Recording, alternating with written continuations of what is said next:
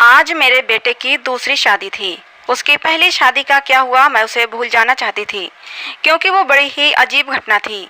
लेकिन आज उसकी दूसरी शादी थी। मुझे यकीन था कि वो मेरे बेटे का ख्याल जरूर रखेगी। मेरा बेटा बहुत कमा रहा था, अच्छा और बहुत ही सुंदर था। वो इस परिवार का एकमात्र वारिस था। सभी उसे प्यार करते थे, इसलिए किसी को भी ये बात अजीब नहीं लग रही थी कि उसकी दूसरी शादी इतनी जल्दी हो रही है। पर मेरा दिल धक धक कर रहा था। रात जैसे जैसे नजदीक आ रही थी, मेरा दिल भी उतनी ही तेजी से धड़क रहा था और मैं चिंतित हो रही थी। मेरी बेटी को भी इस बात का पता था और वो भी मेरी ही तरह चिंतित थी। वो बोली कि अगर आज भी ऐसा ही हुआ तो फिर क्या होगा। मैंने कहा, अपने मुंह से कुछ अच्छा निकालो, मैं पहले से ही चिंतित हूँ। अब तो सभी मेहमान भी आ गए हैं। पिछली बार देश में एक महामारी के कारण इतने लोगों को आमंत्रित नहीं कर सके थे, लेकिन इस शादी में सभी रिश्तेदार बहुत उत्साह के साथ आए थे। इसलिए लोग पिछली शादी के बारे में ज़्यादा नहीं जानते थे और ये भी नहीं जानते थे कि ऐसा क्या हुआ कि उन्हें फिर से शादी करनी पड़ी। मेरा बेटा भी खुश था, कोई समस्या नहीं थी, क्योंकि उसकी ये पत्नी पहली पत्नी से कहीं ज़्यादा खूबसूरत थी और उम्र में भी छोटी थी, तो उसे तो खुश होना ही चाहिए था। सर्दी का मौसम था, ज़्यादातर मेहमान घर में ठहरे हुए थे। समारोह बाहर हो रहा था, नाच गाना चल रहा था, लोग आपस में हंसी मजाक कर रहे थे। मैंने अपनी जेठानी से कहा, दुल्हन दूसरे शहर से आई है, बहुत थक गई होगी, मुझे लगता है उसे दूल्हे के कमरे में नहीं भेजना चाहिए। मेरी जेठानी ने कहा, तुम्हें क्या हो गया है?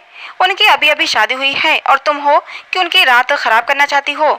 मानती हूँ शादी ब्याह में थकावट हो ही जाती है, लेकिन नया खून है, कॉफ़ी शॉफ़ी पिला दो, फ्रेश हो जाएंगे और फिर सुबह रिसेप्शन भी तो है। मैं बोली, वो थक जाएगी बेचारी।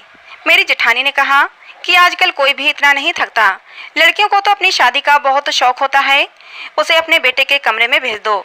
अब रात के 12 बज गए हैं, सुबह उठकर तैयार भी तो होना है।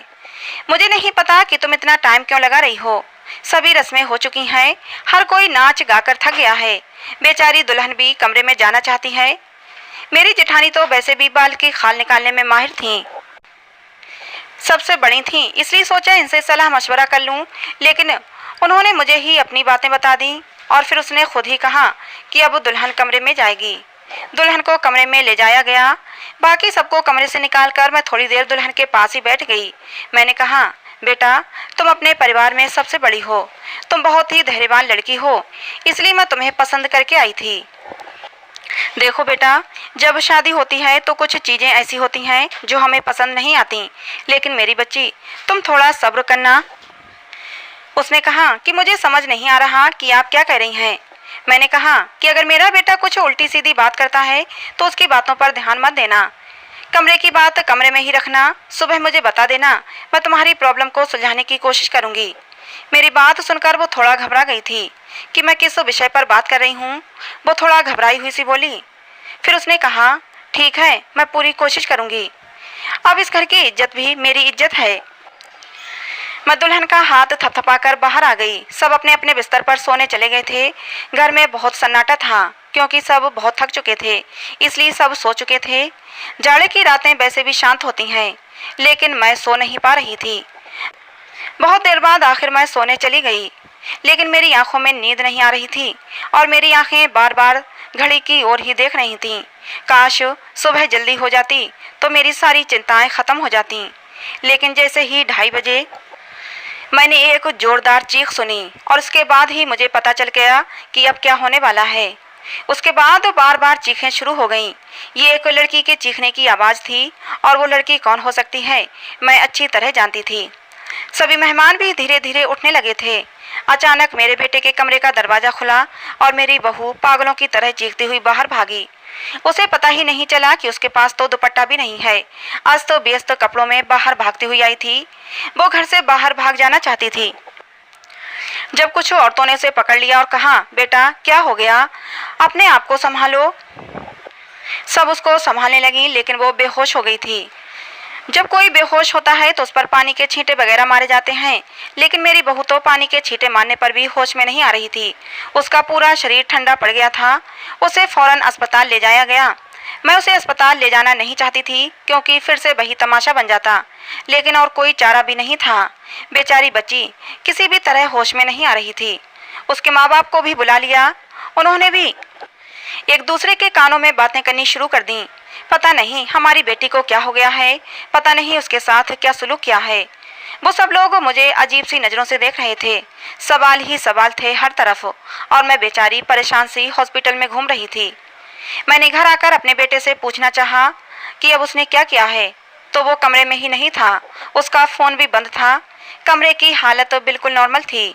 कोई भी ऐसी हरकत नहीं लग रही थी कि जैसे कोई चीज़ टूटी होती या उसने अपनी बीवी पर हाथ उठाया होता। लोगों के सवालों से बचने के लिए शायद मेरा बेटा अरविंद कहीं चला गया था। फिलहाल तो मुझे बहू की फिक्र थी। मैं अस्पताल वापस आ गई। 2-3 घंटे में अस्पताल वालों ने मेरी बहू को छुट्टी दे दी। मेरी बहू हमारे घर नहीं आना चाहती थी। वो बहुत ज़्यादा घबराई हुई थी, लेकिन उसकी माँ ने उसे समझाया कि तुम्हारी ससुराल ही चलते हैं, नहीं तो लोगों को मैं क्या जवाब दूंगी। लोग तरह तरह की बातें बनाएंगे। मैंने भी अपनी बहू को समझाया कि बेटा, सुबह मुँह दिखाई की रस्म पूरी हो जाए फिर अपनी माँ के घर चली जाना, मैं तुम्हें नहीं रोकूंगी। मेरी बात सुनकर मेरी बहू गुस्से में आ गई और बोली, भाड़ में गई आपकी रस्में, मैं आपके घर में एक पल के लिए भी नहीं रुकूंगी। मैं अपने घर जाऊंगी और मुझे अपने घर जाने से न कोई समाज रोक सकता है न कोई कानून। मैं एक पढ़ी लिखी लड़की हूँ और मुझे अपनी ज़िंदगी अपने तरीके से जीने का हक है। मुझे आपके बेटे के साथ एक पल भी नहीं रहना। मेरी बहू ने अपना फैसला सुना दिया था। मैं चुपचाप आंखों में आंसू लिए उसे देखती रही। ये तो पहले भी हो चुका था जब अरविंद की पहली शादी हुई थी। मेरी पहली बहू के साथ भी वही हुआ था। वो मेरी पसंदीदा लड़की थी। वो मेरी बेटी की दोस्त थी और वो उसे बहुत पसंद करती थी। वो उसे बहुत खुशी के साथ घर लेकर आई थी। इन लोगों ने हमारा बहुत सहयोग किया था। वो एक अमीर पिता की बेटी थी। वो बहुत अच्छी लड़की थी। मुझे भी उसका घराना अच्छा लगता था। कुछ ही दिनों में मैंने महसूस किया था कि जैसे वो अरविंद को पसंद करने लगी है और शायद इसीलिए रिश्ता भेजा गया था। लेकिन शादी के बाद उसके साथ भी ऐसा ही हुआ था। शादी की पहली रात वो भी चिल्लाते हुए कमरे से बाहर भागी थी और उसके बाद मेरे बेटे की शक्ल देखने से भी मना कर दिया था। सबने उसे बहुत समझाया कि बेटा, अपनी ज़िंदगी के बारे में तो सोचो, लेकिन उसने कहा कि मेरी ज़िंदगी तो बर्बाद हो गई है। और अब इस लड़की को भी समझाया जा रहा था, लेकिन वो भी कह रही थी, अगर मैंने नहीं रहना तो मैं नहीं रहूँगी आपके बेटे के साथ। मेरा बेटा भी कोई जवाब नहीं दे रहा था। पता नहीं कहाँ चला गया था। लड़की का बाप बार बार कह रहा था कि उस व्यक्ति को बुलाओ, हम उससे पूछें कि उसने हमारी बेटी के साथ क्या किया है। अरविंद घर आ चुका था। सब उस पर सवालों की बौछार कर रहे थे, लेकिन उसने चुप साध ली थी। कुछ भी नहीं बोल रहा था। थक हार कर सब खामोश हो गए। लड़की के माँ बाप भी अरविंद को भला बुरा और धमका कर चले गए। वो अपनी बेटी को भी साथ ले गए। अच्छा खासा तमाशा हो गया था। सब मेहमानों के सामने हमारी नाक कट गई थी। लड़की के माँ बाप ने हमारी बेइज्जती करने में कोई कसर नहीं छोड़ी थी, लेकिन अरविंद अपने मुंह से एक शब्द भी नहीं बोल रहा था। अरविंद के पिता तो पहले ही इस दुनिया से जा चुके थे। सारी बेइज्जती मुझे अकेले ही सहनी पड़ी। घर में जमा लोगों ने भी हमें अच्छी खासी बातें सुना डाली थीं। लड़की की माँ तो काबू में ही नहीं आ रही थी। वो बहुत चीख चीख कर मुझे भला बुरा कह रही थी, लेकिन उसमें उस बेचारी की क्या गलती थी। आखिर उसकी बेटी की जिंदगी तबाह हो गई थी। आज खुद को बहुत अकेला महसूस कर रही थी मैं। काश अरविंद के पिता होते तो इतनी जल्दी हिम्मत ना हारती। लोगों के तानों को मैं अकेली ही सुनती रही। अरविंद बड़ा था। अरविंद से छोटी मेरी एक बेटी थी जो कॉलेज में पढ़ती थी। सब लोग आपस में कानाफूसी कर रहे थे। अरविंद को लेकर तरह तरह की कहानियां बनाई जा रही थीं। कोई कह रहा था पता नहीं शायद अरविंद पागल है, तो कोई कह रहा था लगता है अरविंद दिमागी मरीज है, तो कोई कह रहा था पता नहीं उसने नई दुल्हन के साथ ऐसा क्या किया कि वो इतना ज़्यादा डर गई। जितनी मुँह उतनी बातें थीं, लेकिन मेरे पास इन सब का कोई जवाब नहीं था। जब लोगों को असल वजह पता ना हो तो वो खुद की कहानियां बना लेते हैं, और खुद की बनाई हुई उल्टी सीधी कहानियां सच से कहीं ज़्यादा खतरनाक होती हैं। लेकिन समस्या तो ये थी कि सच तो मुझे भी नहीं पता था कि ऐसा क्या था कि सुहागरात को ही मेरी बहुएं मेरे बेटे के कमरे से चीखती हुई भागती थीं। उस लड़की ने भी तो मुझे कुछ नहीं बताया था। मैंने खुद ही अपने मन में सोचा, हो सकता है उसने अपने माँ बाप को कुछ बताया हो। सच जानने के लिए मैंने उनके घर फ़ोन कर दिया। भले ही वो हमसे रिश्ता ख़त्म कर गए थे, लेकिन इंसानियत के नाते ही मैंने उसका हालचाल लेने के लिए फ़ोन किया। फ़ोन लड़की की माँ ने उठाया था। मैंने पूछा, अब कैसी तबीयत है आपकी बेटी की? मेरी आवाज़ सुनते ही वो भड़क गई थीं और बोली थीं, मेरी बेटी अब तक ठीक नहीं हुई है। खबरदार जो आगे से आपने फ़ोन किया ये सब सुनकर मैं बहुत ज़्यादा परेशान हो गई थी। मेरी पहली बहू के साथ भी ऐसा ही हुआ था। मेरी बेटी ने बताया था कि वो कम से कम 6-7 महीने तक बीमार रही थी। आखिर क्या प्रॉब्लम थी मेरे बेटे को, मुझे कुछ भी समझ नहीं आ रहा था। क्या कमी थी कि उसकी पत्नियां उससे डरकर भाग जाती थीं? अरविंद की बात करूं तो अरविंद बहुत ही सीधा साधा सा बच्चा था। बचपन से ही कम बोलने वाला था, लेकिन उसके अंदर कोई भी हरकत ऐसी नहीं थी जो अब नॉर्मल होती। अरविंद मेरी पहली संतान थी। हमने उसे बहुत ही लाड प्यार से पाला था, लेकिन हमारे इतना लाड प्यार देने से भी वो बिगड़ा नहीं था। हाँ, उसे अपनी सुंदरता पर घमंड जरूर था। वो कहता, मेरी खूबसूरती और स्मार्टनेस के आगे सब पानी भरते हैं। उसको पहनने ओढ़ने का बहुत शौक था। अच्छी अच्छी ब्रांडेड चीज़ें पहनता, पढ़ाई में भी अच्छा था, नौकरी भी टाइम से कर ली थी। अपनी बहन के लिए भी एक जिम्मेदार भाई था। अपनी बहन श्रुति को कॉलेज लेकर जाता और वापस लेकर घर आता। घर में खर्च के लिए पैसे भी देता। कभी मुझसे ऊंची आवाज़ में बात नहीं करता। उसके दोस्त भी कोई ऐसे नहीं थे जो मैं कहती कि गलत संगत में पड़ गया है। कोई नशा वगैरह भी नहीं करता था। बस उसके कुछ गिने चुने ही दोस्त थे। ये सबसे अच्छा दोस्त था जो बाहर विदेश में रहता था। कभी कभी उससे फ़ोन पर बात भी होती थी। मुझसे भी अपने दोस्त की बात करवाता था। कभी कभी मुझसे कहता, मम्मी क्यों ना हम श्रुति की शादी इसी से कर दें, बहुत ही अच्छा लड़का है। कुल मिलाकर सब कुछ नॉर्मल ही था। लेकिन ये जो 2 बार हुआ ये बिल्कुल भी नॉर्मल नहीं था। पता नहीं मेरे बेटे में क्या कमी थी। ऐसा क्या करता था अपनी पत्नियों के साथ कि वो भाग जाती थीं। दिन धीरे धीरे आगे सरकते गए। अरविंद थोड़ा नॉर्मल हो चुका था। अब वो घर में थोड़ी बहुत बात भी करने लगा था। इस बार मैंने सोचा कि अरविंद की तीसरी शादी कराऊं और ऐसी लड़की से कराऊं जो मुझे बताए कि आखिर सुहागरात के कमरे में अरविंद ऐसा क्या करता है कि दुल्हन भाग जाती है। अरविंद की दूसरी दोनों पत्नियों से तलाक हो चुकी थी। मैं ये भी चाहती थी कि ये जो बहू आए वो मेरे घर में ही रहे, यहाँ से भाग कर न जाए। मैं किसी की ज़िंदगी बर्बाद करना नहीं चाहती थी, क्योंकि मैं भी एक बेटी की माँ थी और मैं ये अच्छी तरह से जानती थी कि तलाक का धब्बा एक लड़की के लिए कितनी बड़ी बदनामी होता है। मैं बहुत सोच विचार के बाद इस नतीजे पर पहुंची कि मैं अरविंद की शादी एक शादीशुदा औरत से करवाऊंगी, जिसकी पहले से शादी हो चुकी हो और वो तलाकशुदा हो या फिर विधवा हो। और जल्दी ही मुझे ऐसी लड़की मिल भी गई। लड़की वालों को भी शादी की जल्दी थी, इसलिए उन्होंने भी ज़्यादा छानबीन नहीं की। लड़की कम उम्र थी, लेकिन बहुत ज़्यादा सुंदर नहीं थी, बस ठीक ठाक थी। दुबली पतली और सामान्य से नाक नक्शे की लड़की थी। मैंने लड़की वालों को बताया कि मेरे बेटे की एक शादी हो चुकी है और मेरे बेटे की पत्नी कुछ समय ही रही, फिर वो छोड़कर चली गई थी। थोड़ा बहुत झूठ बोलना पड़ा, क्योंकि सच बताने की स्थिति में मैं बिल्कुल नहीं थी। लड़की वाले शादी के लिए राजी हो गए थे। मैंने अरविंद को लड़की की फ़ोटो दिखाई तो उसने शादी से साफ इनकार कर दिया। बोला, मुझे नहीं करनी शादी, इतनी आम से शक्ल सूरत की लड़की है, मुझे इससे शादी बिल्कुल नहीं करनी।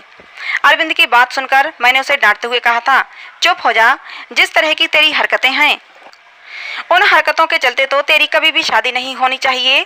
लेकिन मैं एक माँ हूँ ना, इसलिए सोचती हूँ कब तक बैठी रहूँगी और तेरा ध्यान रखूँगी। मेरे जाने के बाद कोई तो ऐसा हो जिसके साथ तू अपनी ज़िंदगी गुजार सके। बोलते बोलते मेरी आंखों में आंसू आ गए। मेरी आंखों में आंसू देखकर अरविंद चुप हो गया, शादी के लिए रजामंदी दे दी और उठकर कमरे में चला गया। कहीं ना कहीं अरविंद के दिल में चोर जरूर था, वो मुझसे नजरें चुरा रहा था। लेकिन इस बार मैंने भी तय कर लिया था कि मैं सच जानकर रहूँगी। मैंने पहले ही सोच लिया था कि इस बार मैं लड़की को अपने भरोसे पर ले लूँगी, लेकिन उसे ये नहीं बताऊँगी कि पहले उसकी पत्नियाँ डरकर भाग गई थीं।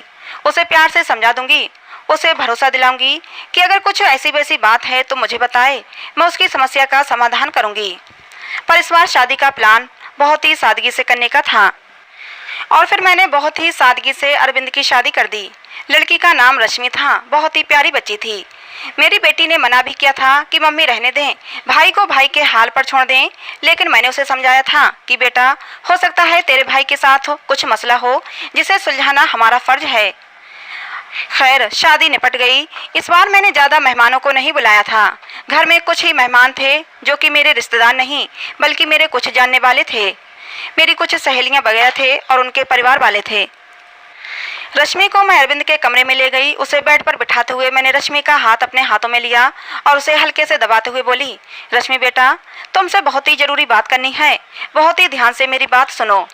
रश्मि आश्चर्य से मुझे देखने लगी कि भला ऐसी कौन सी ज़रूरी बात है जो अभी करनी है।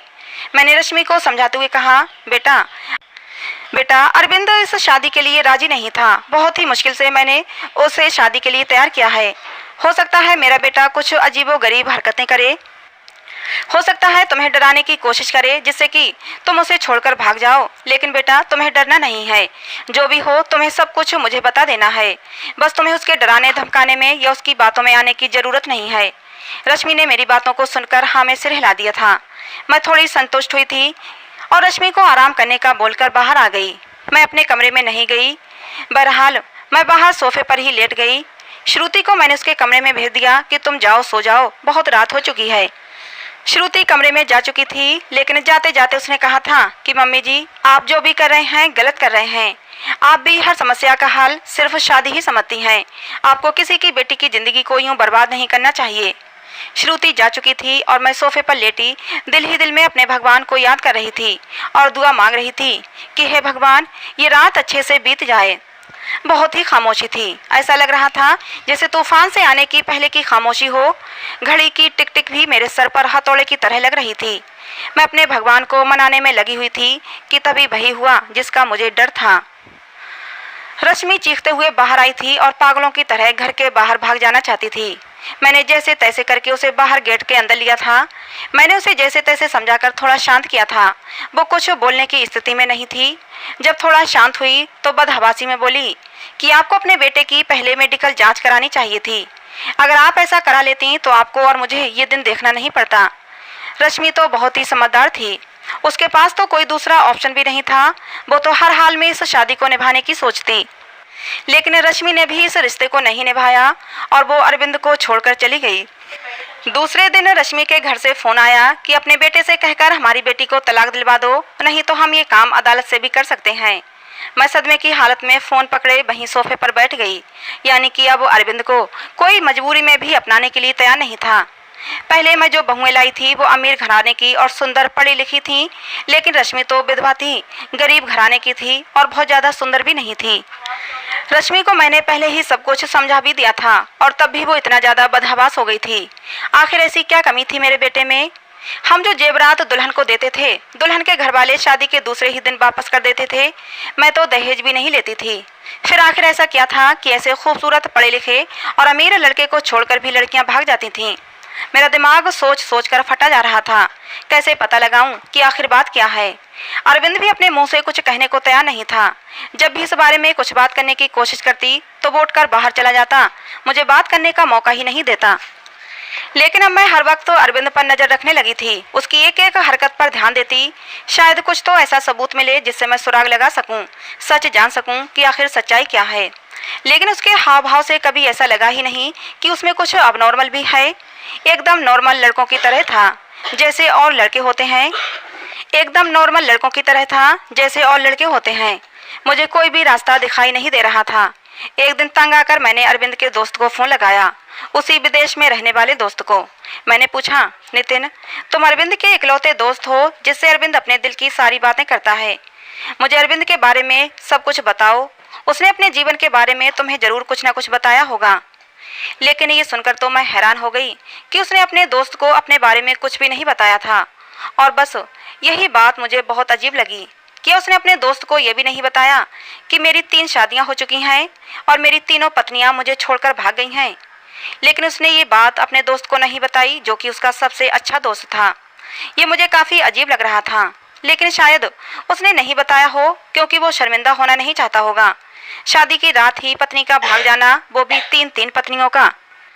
धीरे धीरे 6 महीने और गुजर गए। घर में सब कुछ नॉर्मल चल रहा था, लेकिन अरविंद को लेकर मैं बहुत ज़्यादा परेशान थी। ऐसा क्या था जो दुल्हन शादी की रात को ही भाग जाती थी? मैंने एक बार फिर से अरविंद की शादी के लिए सोचा और इस बार मैंने ठान लिया कि सच्चाई जानकर ही रहूंगी।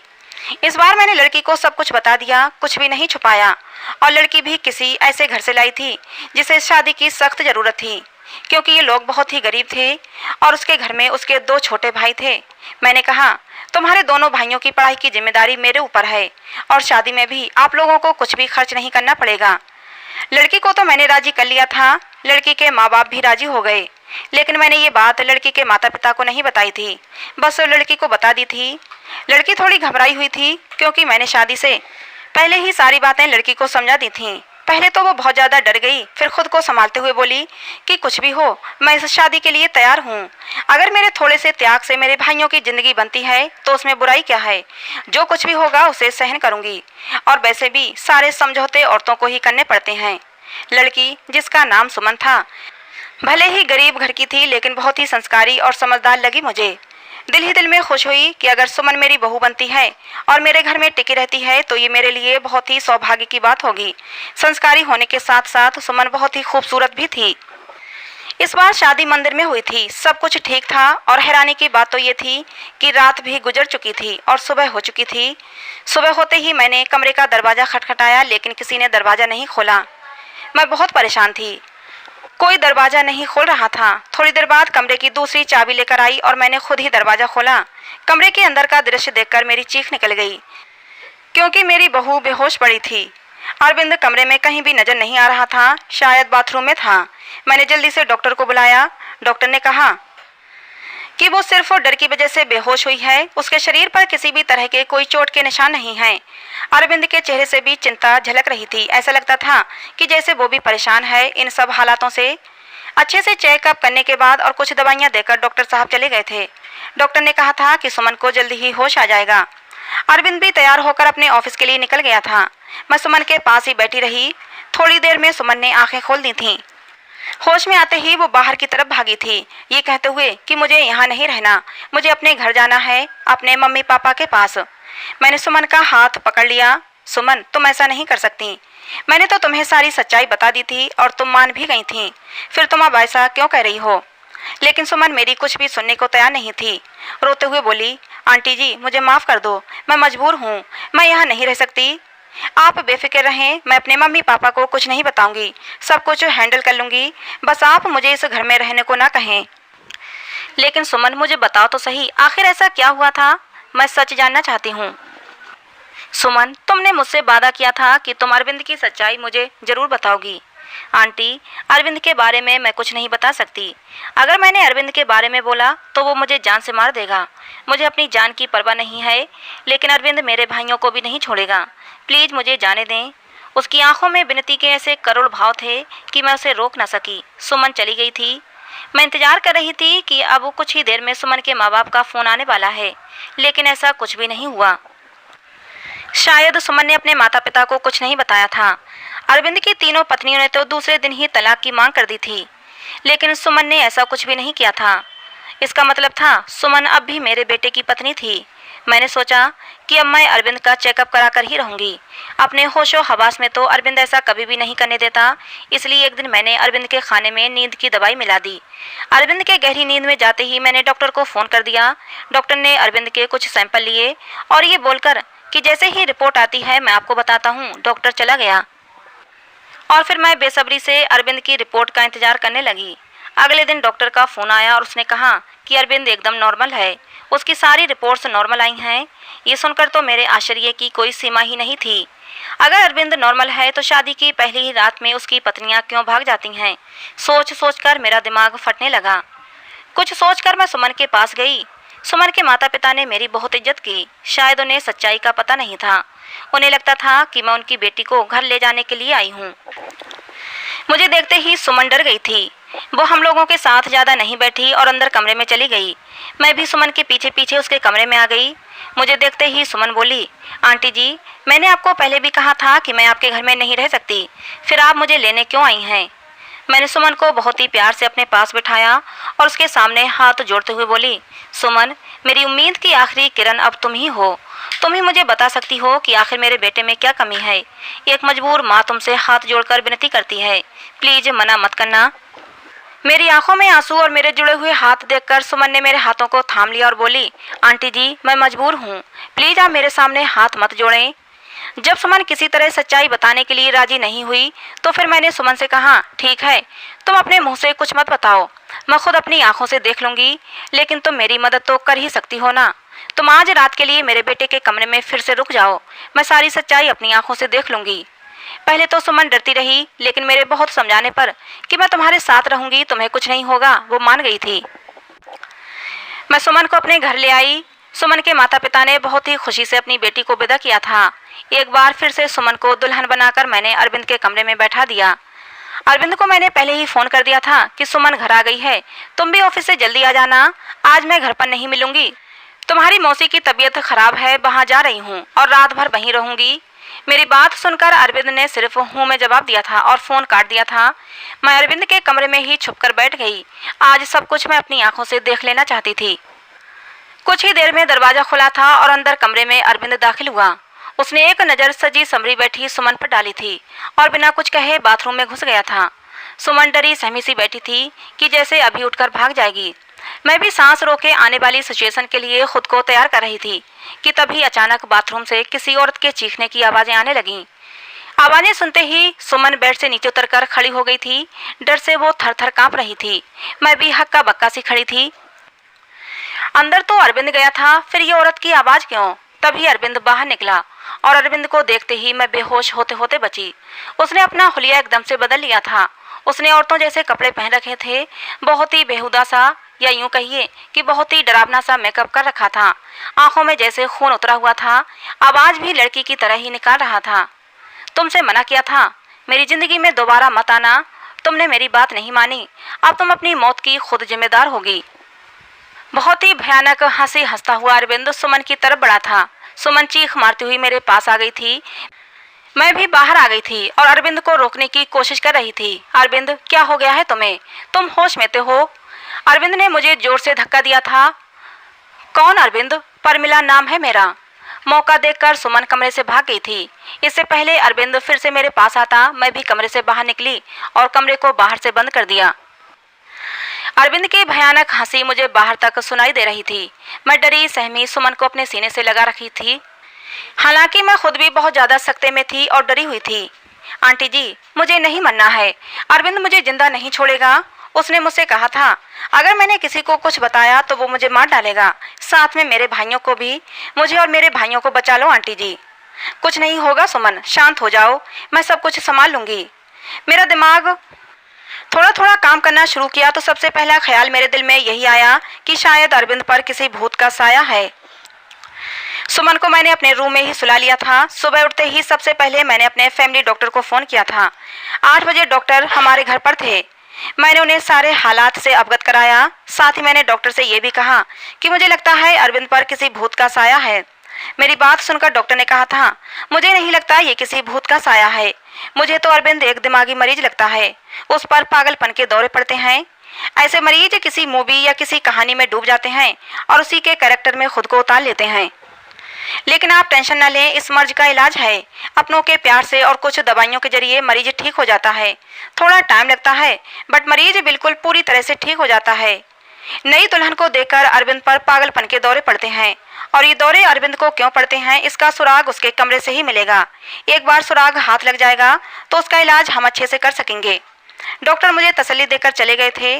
सुमन जाग चुकी थी, रात से थोड़ा सामान्य लग रही थी। मैंने उसे नाश्ता कराया। नाश्ता करते हुए सुमन बोली कि मुझे लगता है अब मुझे अपने घर चले जाना चाहिए। सुमन के सर पर प्यार से हाथ फेरते हुए मैं बोली, सुमन बेटा, सबसे पहले तो तुम मुझे आंटी कहना बंद करो, तुम मुझे मम्मी जी कहो। और दूसरी बात, अब यही तुम्हारा घर है। इतना सब कुछ अपनी आंखों से देखने के बाद भी आप ये कैसे कह सकती हैं? सुमन ने हैरानी से पूछा। मैंने सुमन से कहा, अभी डॉक्टर से मेरी बात हुई है, अरविंद बिल्कुल ठीक हो जाएगा। बस उसे थोड़े से प्यार और थोड़ी सी देखभाल की ज़रूरत है जो हम दोनों मिलकर उसे देंगे। मेरा यकीन करो, अरविंद बहुत ही अच्छा लड़का है, तुम्हें बहुत ही प्यार से रखेगा। मेरे बहुत देर तक समझाने पर और अपने माँ बाप के हालात को देखते हुए सुमन राजी हो गई थी। मैंने बहुत ही प्यार से सुमन से कहा था, सुमन बेटा, अब तो एक बार मुझे मम्मी जी कहो। और सुमन ने मुस्कुराते हुए मुझे मम्मी जी कहा था, जिसे सुनकर मेरे दिल में ठंडक उतर गई थी। मुझे उम्मीद की किरण नजर आई थी कि मेरा बेटा ठीक हो जाएगा, उसका भी घर बस जाएगा। 10 बजे के करीब अरविंद के दरवाजे पर खटखट की आवाज़ आई थी। मैंने कांपते हाथों से दरवाज़ा खोला था। सुमन को मैंने अपने कमरे में भेज दिया था। अरविंद एकदम तरोताज़ा तैयार खड़ा था। मुझे देखते ही नाराज़गी से बोला, क्या मम्मी जी, मेरा दरवाज़ा बाहर से बंद किसने कर दिया? मुझे ऑफिस के लिए लेट हो रहा है। मैंने एकदम नॉर्मली ही बात की थी। बोली, पता नहीं बेटा कैसे बंद हो गया, चलो तुम नाश्ता कर लो। मैंने उस पर कुछ भी जाहिर नहीं होने दिया। अरविंद ने नाश्ता किया और ऑफिस के लिए निकल गया। अरविंद के ऑफिस निकलते ही सबसे पहले मैं अरविंद के कमरे में गई और उसकी तलाशी ली। मुझे ज़्यादा मेहनत नहीं करनी पड़ी। सामने ही बेड पर मुझे कुछ किताबें दिखीं। सुमन भी अब मेरे पास आ चुकी थी। सारी किताबें सेम थीं। सब किताबों में एक ही उपन्यास था जिसमें कोई परमिला नाम की लड़की थी। शादी की रात ही उसके पति ने उसे कमरे से धक्के देकर बाहर निकाल दिया था और अगले ही दिन दूसरी दुल्हन ले आया था। परमिला धीरे धीरे दिमागी मरीजा बन गई थी। दुल्हन को देखते ही उस पर दौरे पड़ने लगते थे। अब तो किसी शादी में दुल्हन को देखती तो उसे मारने के लिए भागती थी। परमिला के ससुराल वालों ने उसे पागल घोषित कर दिया था और उसे उसके मायके भेज दिया था। दुल्हनों को देखकर परमिला का पागलपन कम नहीं हुआ था और परमिला के कैरेक्टर में ही अरविंद ने खुद को उतार लिया था। मैंने डॉक्टर को फ़ोन करके सारी बातें बताईं। डॉक्टर ने कहा कि आप लोग बिल्कुल भी ना घबराएं, मैं कुछ दवाइयां दूंगा और जो उपन्यास अरविंद पढ़ता है वो सारी किताबें आप रूम से बाहर निकाल दें।